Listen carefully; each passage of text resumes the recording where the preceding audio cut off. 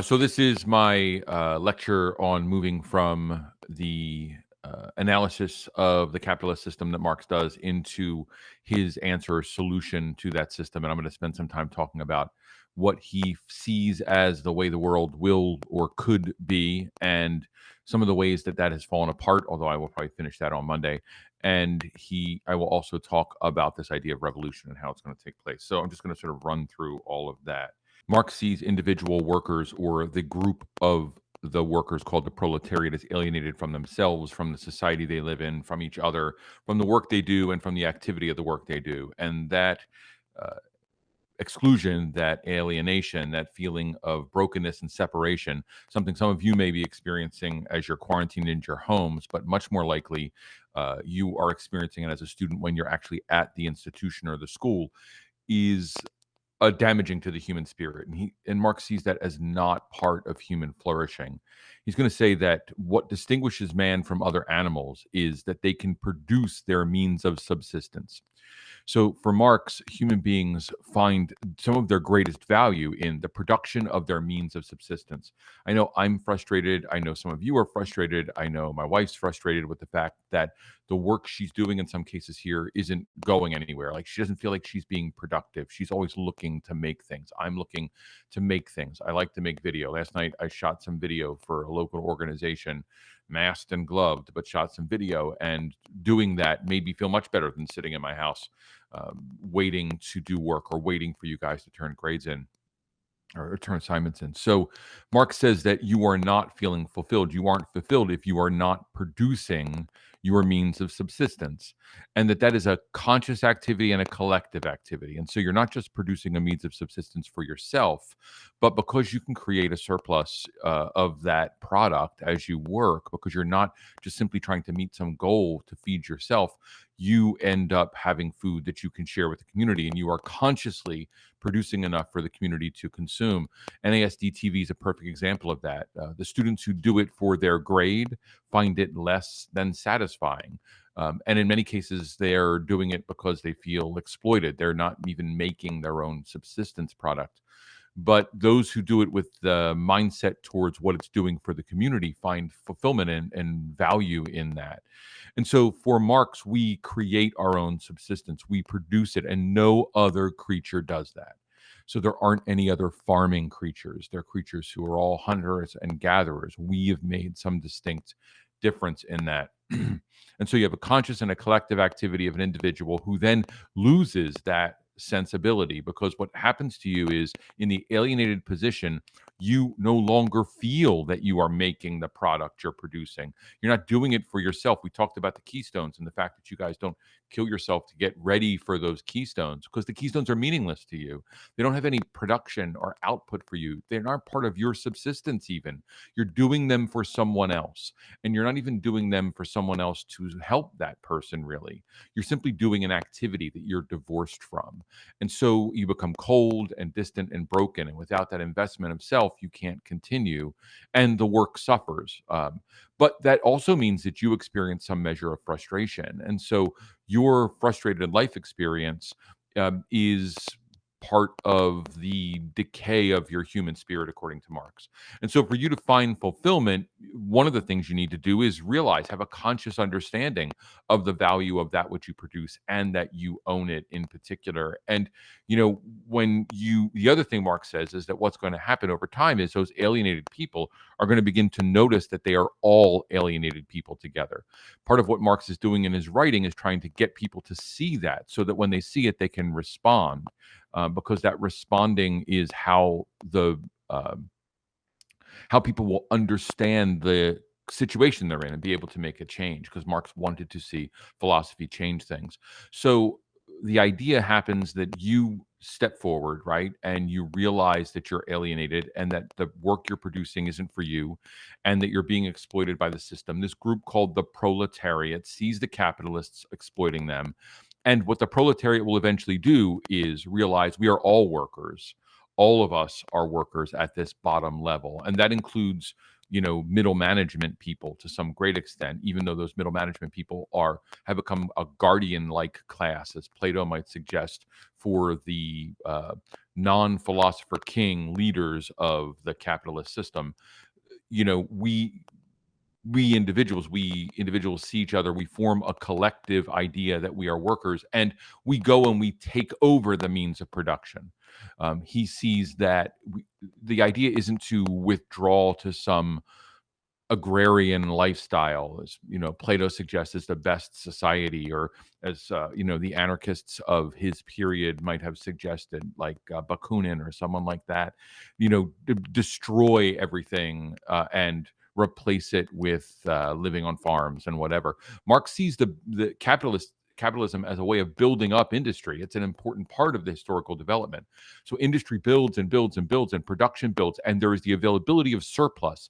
And as surplus becomes available, the workers, when they take over that system, seeing that they're being exploited and there's plenty of stuff to have, and it's being hoarded by the people at the top financially, and they're being abused and stolen of their work, they retake. They don't conquer, they retake.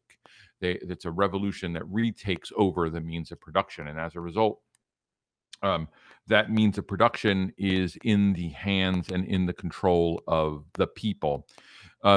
That's what Marx's idea of communism and socialism is. It is certainly a political system, because the political system has to be removed or altered or changed in order for that economic system to be replaced. But he's really talking about an economic revolution where people own the means of production, when people then are reconnected to the products that they make. And when that happens, there's a few interesting developments. And the worker sheet that I gave you guys to work on, which I really wanted to discuss with you during this time, and I'm just going to end up talking about it now since there's nobody here but me. That workers sheet really tries to illuminate what it is that Marx is looking for. So I asked the question, what skills do you have? And many of you listed wildly generic, absolutely practical parts of who you are, and just nothing that had any meaning, like saying I'm strong or I can be a leader. Those things aren't very clear as what they are. Like, what actual skills do you have? Marx wants to know what you can do. And then what you can do is transmitted into what you will do for the society, or really for the other people in the society. And then you get whatever you need to live with. And one of the great misnomers about Marx is that this is a subsistence economy, and that you're not just you're giving what you can do. You're giving according to your ability, but you're only getting what you quote unquote need. So, like, I get bread and I get water, I get baked beans or something, and that's it. I get a can of soup. I don't get what I need. Marx doesn't see the word need as a baseline. Marx sees the word need as what's available to develop and assure human flourishing. And human flourishing is about your ability to create your own subsistence and, to some great extent, be able to actualize leisure in your life, to spend time doing things you like and enjoy while you are doing work or activity that serves the other members of the community. And this is like the most difficult thing for people to understand, because all of the examples of this that people are taught are examples where this what you can do is enforced on you. And that's not at all what Marx is talking about. In fact, he doesn't even see, and that's why I asked question number 4, people having a single career path. So you might have people who train to become a doctor because they have the skills or they have abilities that make them better at being a doctor. But as they train to be a doctor, as they move forward at that, they may only work 30 hours a week, because we'll have plenty of people we can train to be doctors if we're not in competition with one another for those positions, if money isn't a component of being able to become a doctor. And so we train the people who are best at it, who appear to be best and who are interested, and we let them develop. And so my daughter's like a really great nurse. She's a great nurse, because she has this compassion component that goes along with her scientific skill set and her organizational skill set. So those skills placed in context with her compassion make her, as she moved forward, decide she wanted to be a nurse. She didn't have some societal goal that said it's more important to be a doctor, or it's more valuable, or the money's more worth it to be a doctor. In fact, she said, I want to be a nurse because I want to be in the position of integrating into the care of these patients while I'm delivering medical treatment. And so each person finds their own way as they develop and grow. But you don't just stick with that one way, because there are jobs, as I listed in that occupations job worksheet, that are just jobs that are crappy. And some of those jobs go to people who have low skills. Like, you're going to have people in society who don't have high skill sets, who don't have skill sets that are technologically developed. I mean, look, most of you guys are having a terrible time operating the technology we're asking you to work with right now. In fact, most of you underuse your phones, right? Like, you have cell phones and you use them half of what they need to do, right? Or what they're capable of doing. And so the idea is, you would get the job that's best for you and what you can do, but you would also do other jobs to make sure the society is fulfilled. So a work day wouldn't look like a 7 a.m. to 2:30 p.m. teaching activity. I might be a teacher from 7 a.m. until 12:30.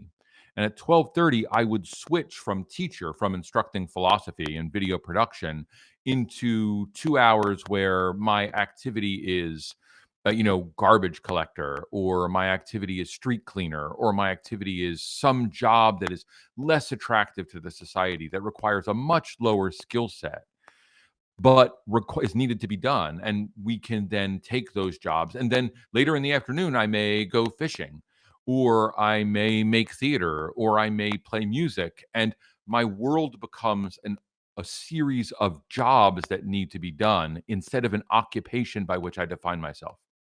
So many of you wrote in those worksheets, and so many of you talk about the fact, or people talk about the I am a, I am a, I am a.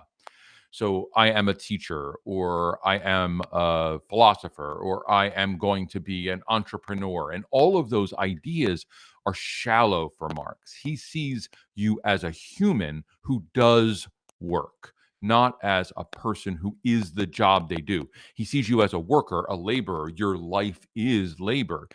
Because to some extent, even leisure has a labor component, because labor for him isn't hard work or bad work. Labor is the activity of the body to produce subsistence. So when I watch a film, I am to some extent analyzing that film. That's labor. When I'm playing music, all right, or I'm singing, or I'm writing, when my wife is making a craft, all of that is work. It's a labor. And Mark sees all of your day as that. It's like it's labor and sleep. It's just some portion of that labor is not the work of exploited capitalism or the work of occupation, but instead it's the work of leisure. It's the work of your relaxation. It's the work of flourishing. And I know some of you guys are going to say people will never do this. And certainly the system we're in has made it very difficult for that, because we've re-educated you to some great extent, because of Marx's writings, to not agree with or not be able to support this position. So we make it really difficult for you to see the option for this.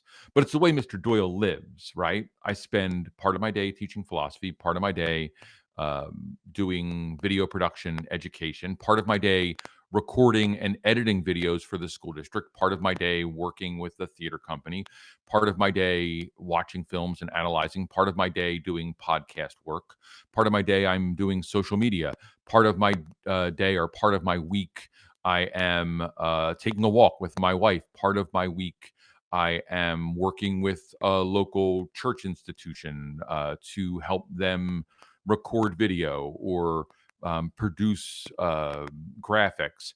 Part of my week is advertising for local businesses in Norristown.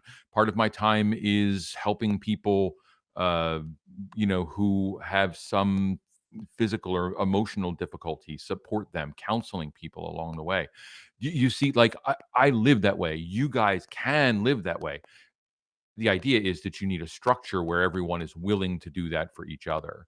And our society has made things so much about commodification that that's difficult for us to see. What Marx is really concerned about, and so I'm going to wrap up shortly, what Marx is really concerned about is the commodification of the individual. So he sees you as a worker under the capitalist system, changing from a human being to a commodity. You're a thing to be bought and sold.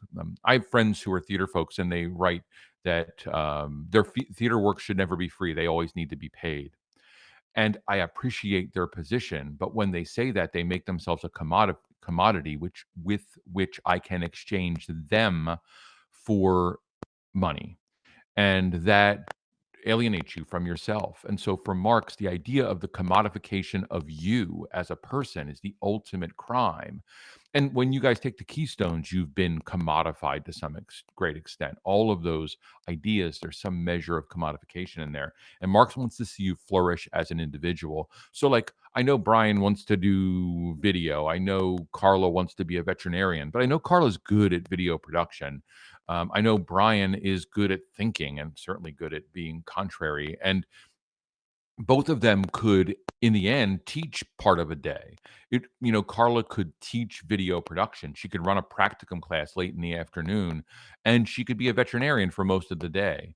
Mark sees this idea of us needing people for specific jobs as a false scarcity, in the way that the other mistake you guys made really drastically in the commodity fetishism writings you did is this idea of what you like and what you need.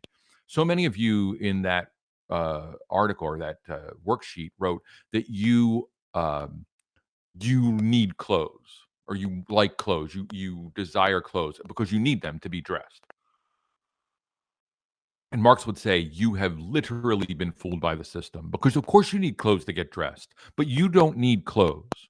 You need specific clothes. For you guys, you're thinking of what brand of shoe you're going to buy, what style of shoe you're going to buy, what style of shirt, what logos on your shirt, and all of those create the scarcity that Marx says is false.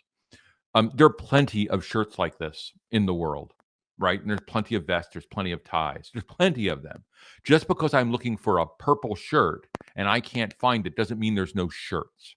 And if I'm convinced I need a purple shirt, I'll spend whatever money I have to get that purple shirt, even though any other shirt would most effectively both present me as fashionable. I mean, I don't look awful in this shirt, I don't think, and would also keep me warm and clothed.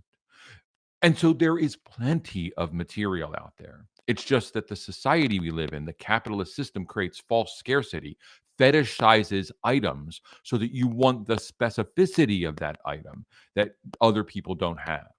Look, there's plenty of comic books out there. There's plenty of comic book movies, but folks want their Marvel or want their DC. There's plenty of Disney films already in existence, but we fetishize the newest or the most diverse or whatever it may be to make you think that's the thing that you need, and then you want it. And Marx says that's the false scarcity. And then that happens to you as a person. So you, as a commodified person, sees jobs opening and there's a scarcity of certain positions. And you end up going for those scarce jobs, or you go for the job that appears to make the most money because money appears to be scarce.